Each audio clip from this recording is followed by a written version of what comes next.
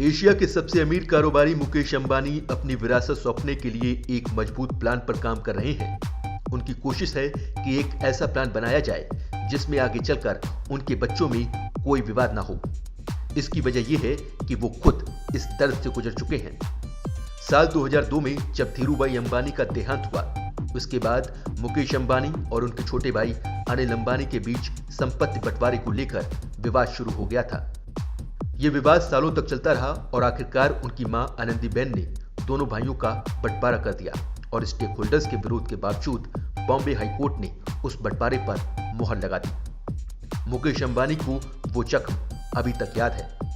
यही वजह है कि वे रिलायंस इंडस्ट्रीज के बंटवारे को लेकर अभी से तैयारी में लग गए हैं। ब्लूमबर्ग की एक रिपोर्ट के मुताबिक अंबानी को वॉलमार्ट इंक के वॉल्टन फैमिली का फॉर्मूला पसंद आया है। मुकेश अंबानी का एम्पायर $208 बिलियन के करीब है। माना जा रहा है कि मुकेश अंबानी अपनी दौलत को एक ट्रस्ट को ट्रांसफर करेंगे।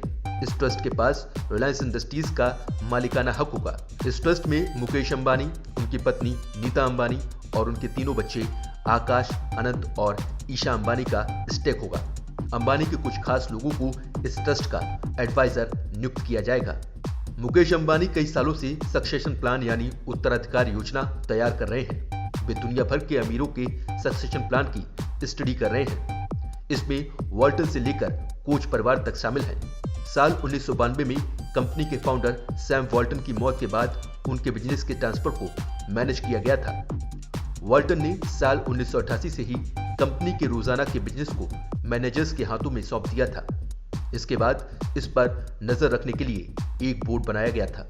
सैम के सबसे बड़े बेटे रॉब वॉल्टन और उनके भतीजे स्टुअर्ट वॉल्टन वॉलमार्ट के बोर्ड में शामिल हैं। मुकेश अंबानी ने भी अब इसी सक्सेशन प्लान को फाइनल करने पर काम तेज कर दिया है। योजना के मुताबिक बोर्ड में अंबानी परिवार के जो सबसे करीबी लोग हैं वे भी शामिल होंगे। रिलायंस इंडस्ट्रीज एक प्रोफेशनल मैनेजमेंट के जरिए चलेगी। रिलायंस का कारोबार रिफाइनिंग, पेट्रोकेमिकल्स, टेलीकॉम सहित रिटेल और ई-कॉमर्स सेक्टर में है। ये मैनेजमेंट रिलायंस के साथ साथ इसके दूसरे कारोबार को भी देखेगा। क्रेडिट स्विस की रिपोर्ट के मुताबिक एशिया की बात करें तो आने वाले एक दशक में करीब $1.3 ट्रिलियन की दौलत फर्स्ट जनरेशन से नेक्स्ट जनरेशन को ट्रांसफर होगी। नीता अंबानी अभी रिलायंस इंडस्ट्रीज के बोर्ड में शामिल हैं। इसके अलावा वो कई तरह के सामाजिक परोपकारी कामों में लगी हैं। ईशा अंबानी ने येल यूनिवर्सिटी से पढ़ाई की है। वहीं अनंत अंबानी ब्राउन यूनिवर्सिटी से और आकाश अंबानी भी इसी यूनिवर्सिटी से पढ़े हुए हैं।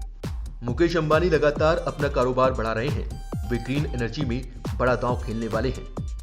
रिलायंस नए एनर्जी कारोबार पर अगले 3 साल में 75,000 करोड़ रुपए निवेश करेगा।